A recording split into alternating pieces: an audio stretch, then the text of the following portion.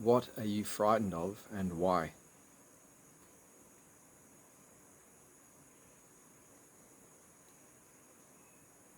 Deeper questions than originally thought if we stay present, stay attentive. It seems that the modern mind, its first reaction is to attempt to avoid what is uncomfortable, what is frightening. It has an answer,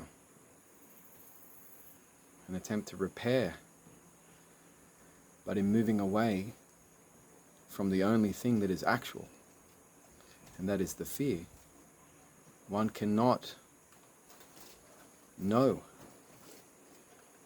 the very thing that is generating the fear. We move away from it.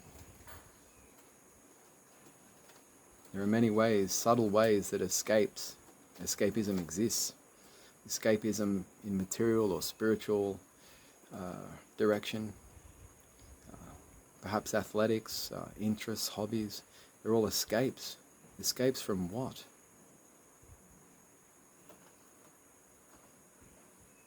Until we start to look at the functioning of the mind, to be completely attentive of it, to leave behind the stories which condition it. From the stories and the explanations and the valuations and the judgments, from these positions, it's impossible to see something new, to see something incepting into reality. To see how thought behaves through a conditioned lens is not going to allow you to see anything other than the conditioning.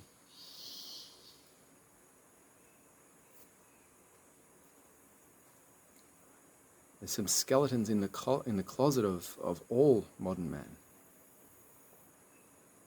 A fear of a huge void, emptiness.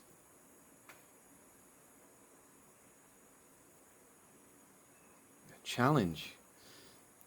Stillness, the mind cannot become still when it has this underbelly. It can possibly give the illusion that it is through disciplining it, keeping it full, continuous in habitual thinking, keeping it active. But the underlying prevalent, let's just say the hell of what we are, is in this fear of emptiness, of the mind stopping.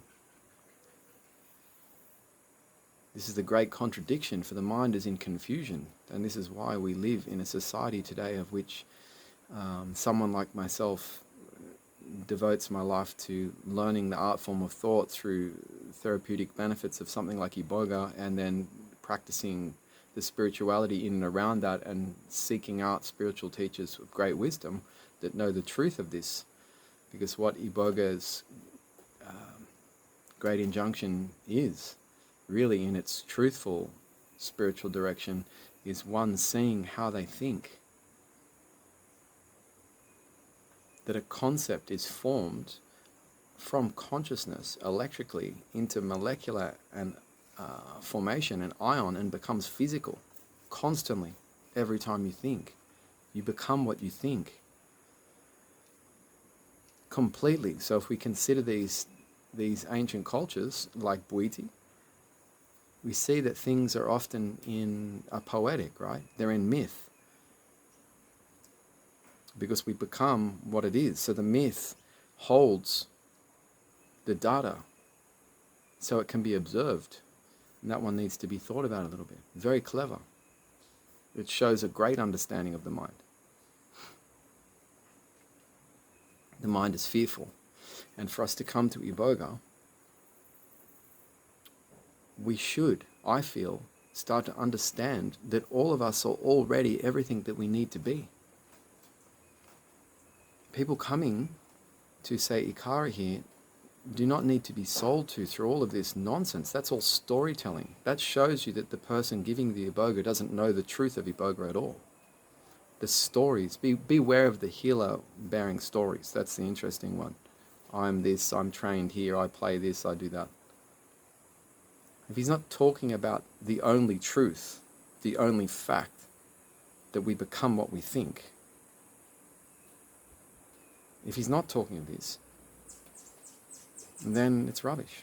And I'm sure as a result of this direction, there'll be people soon enough attempting to talk about what I'm talking about, because they're so wrapped up in trying to sell you something. Here, we're not trying to sell anything.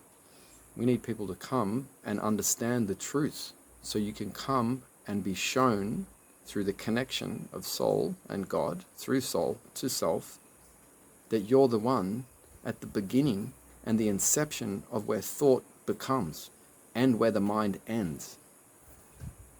This is the only thing that you need to know. From all of this becomes great wisdom upon which we become responsible for all of our thinking, and realize that we become the thinking, and realize that nature around us is our mirror, that it is all you, inseparable, and we're only ever separate and in confusion when we start to, and in conflict, when we start to think we are this or we are that and name things.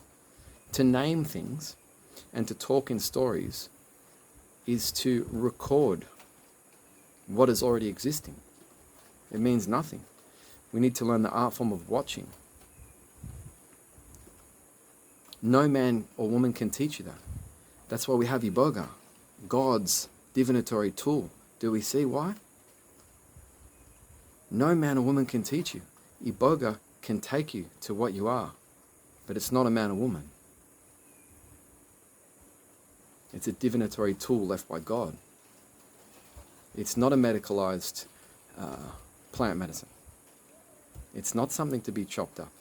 It's not something to be extorted. People of the West in the plant medicine fraternity today are demonstrating complete non-knowledge of what it is.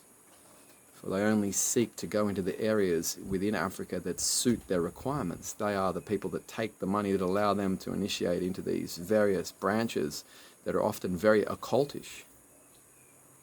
Not a lot of us know in the West how occultish they are. A lot of the Gonde branches in Masoko are very occultish. Bwiti, after all, spawn things like voodoo. You need to be aware of where you're going and what you're doing. Because you come to Iboga, you need to learn what the true teaching is through the spiritual aspects. And the spiritual guardians of this knowledge were the pygmies. To be precise, it's the Bongo. And from there are other Bantu tribes that interacted with them and spawned the other branches. But the original teachings are still available. It's just, how do you find that? Because everyone wants a certain outcome. So can we see how this is manifesting in the Iboga fraternity today? The outcome they want is extortion of Iboga, not you coming and learning the art form of thought. It's very easy to see. Any intelligent person listening or watching this will see how this works. In fact, we go almost out of our way to unsell this, because it's not something we can sell in any case. That would be to say that we're controlling other people's minds. That's delusional. That's delusional. There are healers out there that journey you and say they journey you to places and heal you. That's delusional. That's occultish witchcraft of which they're not aware they're doing. But their teachers have taught them. So they continue this style of thing. Very dangerous, in fact, for the person seeking Iboga. And just to reiterate, as I've said many times before, I don't need anyone to come here. So for someone else to say, am I sales pitching here? No. If you heard and are listening to what I'm saying, I'm getting you to heal yourself without Iboga if you can. I'm offering you ways to understand the mind. Everything that I know, I think I know. Because we're equal. I'm projecting you as you're projecting me at once. We are God, together. Teta Zambe.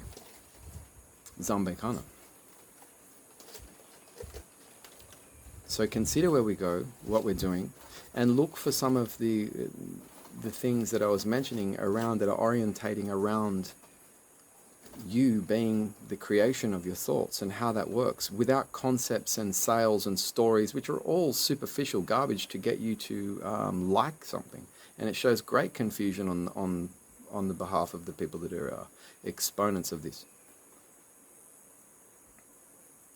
You need to become you rather than follow someone else. So how from our perspective, we need to provide that environment because we're offering. It's a very tricky and delicate process, and one in which we have to have empathy and deep understanding. Any man can go and initiate into a Bhuiti system, but let me tell you now, 99%, perhaps 99% of what's out there today has been about the agenda of I just mentioned. They haven't received anything, and there's many ways to check. There's markings, there's what they ate, there's what the systems were during their initiation, there's who they went to.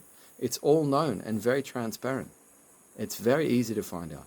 For me, as a layman coming in, it's very easy to find out if you've got the right outlets. Even the people that think that they've done something correctly, they still don't understand the portions of these initiations involving eating particular foods can be completely loaded with witchcraft, very occultish practices. The teachers could not be telling you that. We have to be careful. The guardians of the knowledge are the ones that undo that witchcraft. The forest people. So this is all talked about, interspersed with the art form of thought, so someone can come and say, okay, this is what's being offered, this is what's being provided. I have an opportunity to come and do my work and travel through myself rather than avoid myself, as I started this talk. Avoidance is getting you nowhere. The avoidance and moving away from what is actual, which is your fear, let's say at the point, is what's generating the fear. The fear will not go away until one faces what is actual.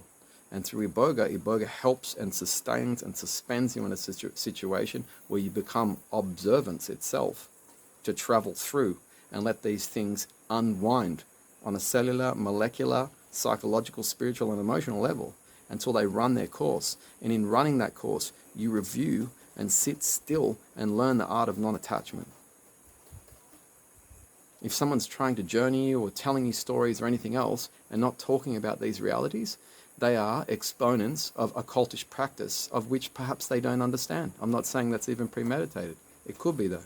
But true Bhuiti is not that.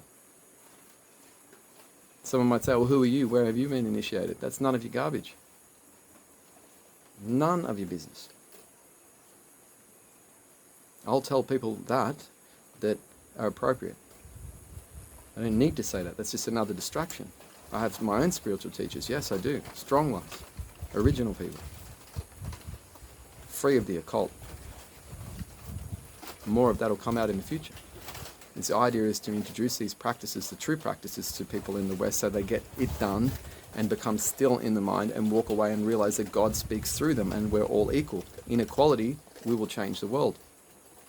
Not in consistently externalizing our processes and avoiding and running because we're in constant confusion, we're in conflict all of the time.